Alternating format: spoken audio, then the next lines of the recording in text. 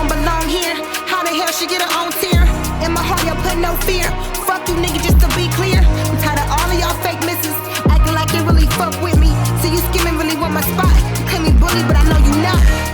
What's up, y'all? It's your girl Chanel. We're back with another reaction video. So today we got You Won't Believe the Things What Her Father Did. Registered nurse to prosecuting woman shares her story. Woo. Okay. This is gonna be one of those stories. You know, I watch a lot of the stories about people who done took a fall down the life or dealt a hard life or whatever. And it's just like, those stories be touching me every time because you just never know what somebody done went through or is going through. You never know, man. So, let's listen to this woman's story.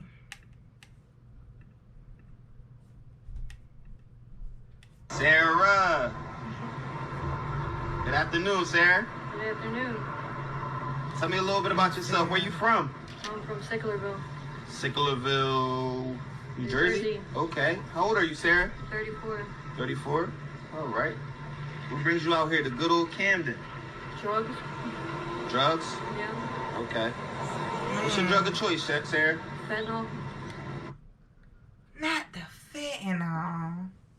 Not the fentanyl. Fentanyl scares me. It's crazy. I was just talking to Babe outside about how people are just dying from this drug. People are dying. And to me, it's just like, I've never had the mindset of a drug abuser, so I don't know. I couldn't possibly imagine what it's like. But just to take that drug and multiple times a day, weeks, like, and knowing that that's killing people out here, you have to be in a different mind to jeopardize your life. There's a chance you might not wake up. Oh, man. Okay, anything else? You Crack cocaine. Crack cocaine? Mm-hmm. How long have you been dealing with the crack for? About 5 years. Okay. Was you using before the crack was even, before the fentanyl was even, like, out here? Was you using before that? When it was heroin, yeah. When it was heroin. Is it a big difference now? Yeah, huge difference. What type is more dangerous? The Fetty or the old heroin back in the day? Fetty. The Fetty's more dangerous. Yeah. So what's going on with you? I was wondering, when he's asking what's more dangerous, like, I was wondering, it's going to sound bad because I don't want this to happen. I don't want no one to be able to answer this question, but I'm sure that there's people out there who've been on drugs for a long time. Is, you know, what's the difference between drugs 10, ideally 10 years ago versus now? Other than, of course, the ingredients have changed as far as the high is what I'm saying. And I would think, I guess, you know, as time evolves, drugs the ingredients change due to the drug users probably getting immune to taking all these goddamn drugs. So it was like, what's fucking crack to, what's fentanyl to crack? You know what I'm saying? Like, or what's crack to fentanyl? However way you say it. But, like, a person who's used to crack is like, all right, I take this all the time. I need something else, which then gets the fentanyl, which is crazy because it's just like, how high are you trying to get? For real. You know, with your addiction and everything, you have a place to hold your, lay your head and stuff like that? You got your own house? Okay, so you're not out living outside in the streets like some of the women out here, right? Okay, that's good. She got a spot, so your she house ain't was homeless. like a family member brought down to you, or how did that go about? Well, I paid my mom's house off and 6 months later she died. You paid her house off and 6 months later. Damn. Sarah, I'm so sorry for your loss. So how was you introduced to the crack cocaine, Sarah? To the crack cocaine? Yeah, how was you introduced to that? I had a friend bring a friend over, and that was a drug of choice. And that was a drug of choice. So somebody influenced you. Do you blame that friend, Sarah? Like, do you blame them for that, or do you blame yourself? Yeah. I do wonder how people get turned on to drugs, and that's her story. I just think to myself, I don't care what type of drug you bring around me, I'm not doing it. I just, that shooting up and that sniffing up the nose is crazy, wild.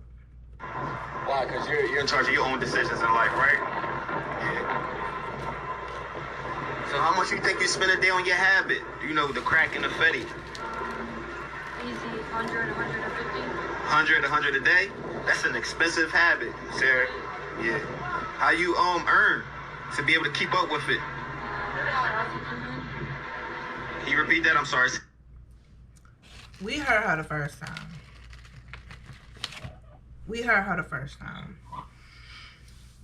I can imagine living in this cycle of life of I'm addicted to these drugs that's killing me, making me look horrible, feel horrible for real.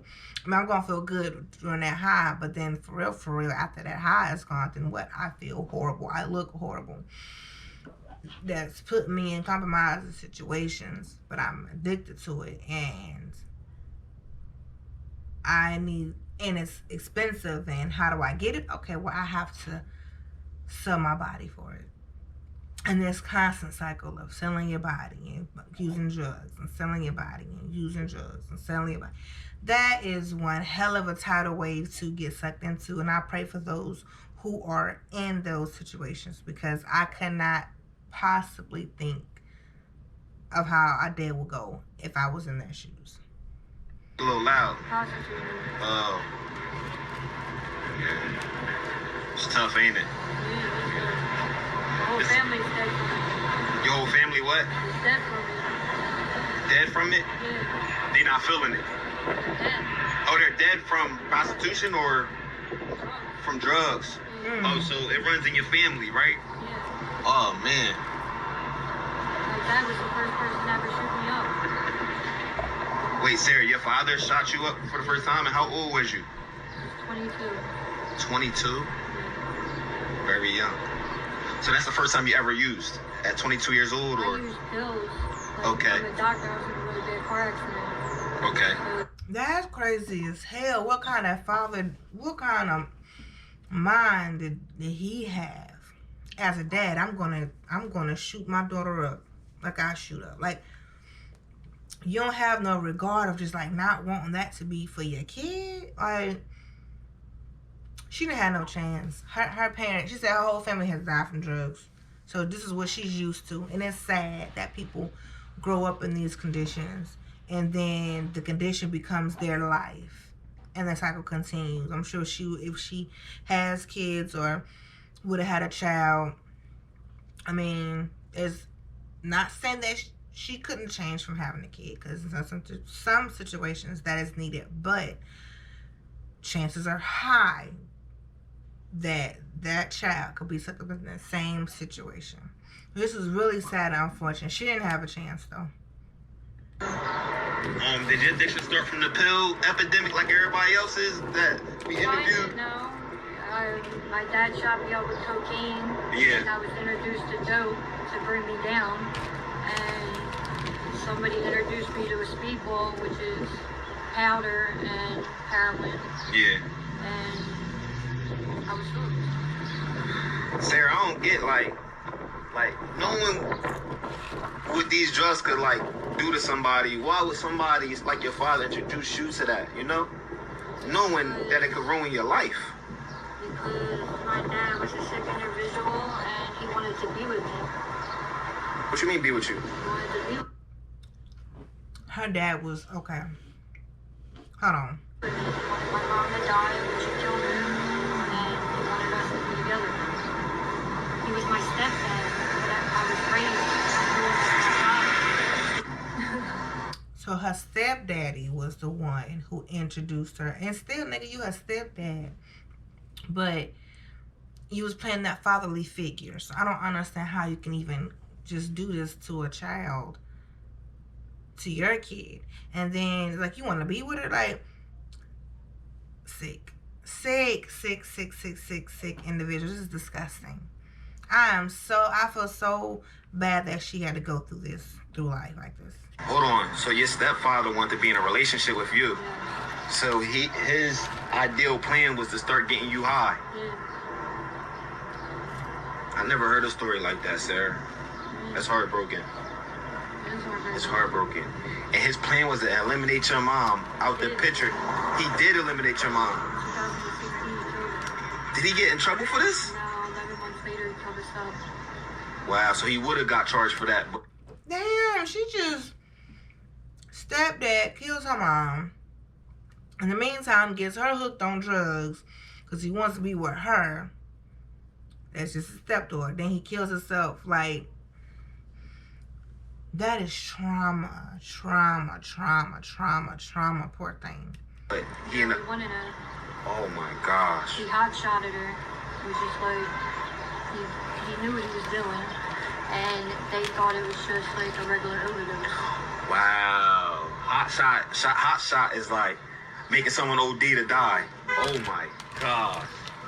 I heard somebody bring that up before in one of my interviews, but they never gave the term hot shot. So is that a common thing? Yeah. Hot-shot, yeah. People do it all the time to people.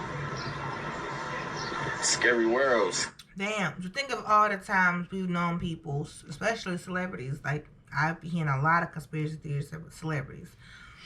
People who died of overdoses. Some of those could have very well been some hot shots. I just found out about this. I don't know nothing about the drug game other than to not use it. But she says it happens all the time. People giving people hot shots. That is, so just gotta think of all the cases I've watched where it's like overdose of cocaine, overdose of this. It's like some of those could have very well been murders and not overdoses. Scary world. Scary world. And then he killed himself 11 months later. Why, you think his demons was chasing him, or he just, yeah? Was he able to get that relationship with you like he wanted, or it was over with? Oh yeah, good. I'm so proud of you. You know, so he been through a lot. That made me feel good too. Like, oh, please say you didn't fall for it. You know, we early into the interview, and y'all, you never know what somebody has gone through people's life. When times get hard, when I'm upset about something or I'm mad about something for whatever reason why it's happening or something's been said or done, whatever, I think about there's people out here whose life is like this. Not trying to down her, but I'm saying, like, who am I to complain? Because people out here who's been dealt a real bad hand in life and don't get to get on the opposite side of it, just get sucked up in that tidal wave, unfortunately. And it's sad to see people like that. You know, life gets real after high school. Like, I've seen people that I went to high school and college with that it's like life hit them. Drugs, trauma, loss, all type of scenarios. But that was a very heartfelt story. I feel for Sarah. I hope this was uploaded today. Ooh. So I hope Sarah eventually finds peace in her mind, in her heart, in her soul, and is able to get herself together and get away from drugs and live the life that she's supposed to live, because I feel like she's stagnant right now. So I do hope that healing for her and that success for her. But y'all, that concludes this video. Make sure you like and subscribe. Follow me on all social media platforms. That is she.chanel. And to meet again, we are